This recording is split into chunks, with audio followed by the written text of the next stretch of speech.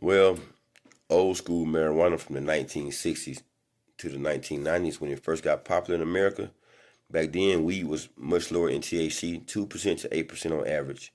Grown naturally, usually outdoors, no modern chemical sprays, very few terpenes compared to now. Seeds and stems were everywhere. It was milder, smoother high, less addictive or compulsive, more social and less intense. People smoke stuff like Mexican brickweed, Jamaican sativa, Thai sticks, early African sativas, and basic landrace strands. You see what I'm saying?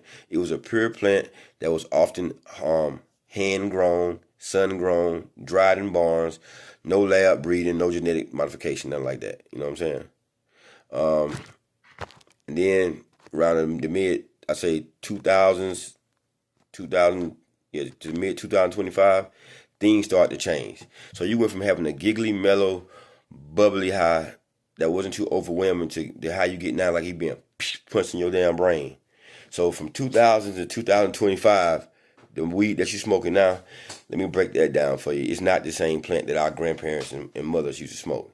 It's genetically bred, it's lab strengthened, it's chemically boosted, it's grown indoors with nutrient cocktails designed for high THC numbers.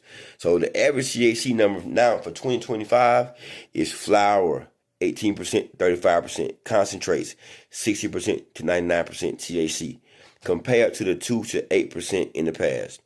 This is why people today experience paranoia, anxiety, overthinking, rapid heartbeat, greenouts, mental health strain much more than previous generations did in the past. And then you have the terpenes, right?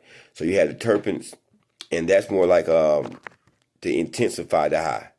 So you have different type of terpenes that's out here today, and that's what really made me take a deep dive into what was going on.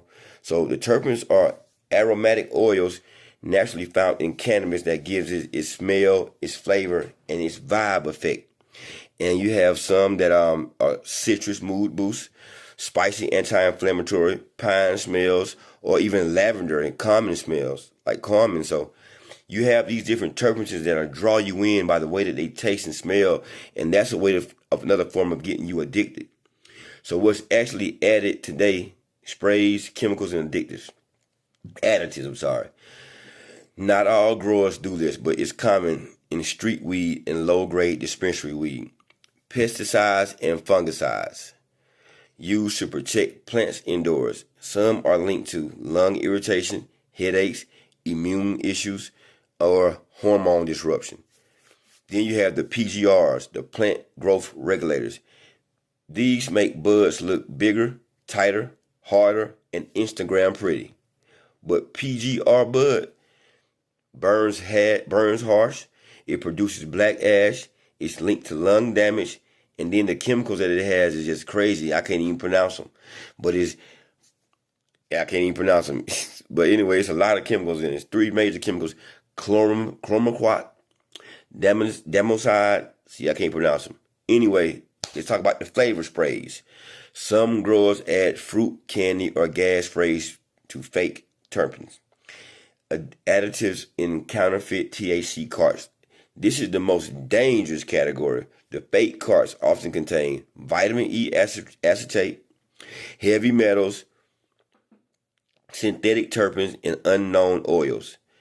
They can also cause you popcorn lung, collapsed lungs, severe coughing, and long-term respiratory problems.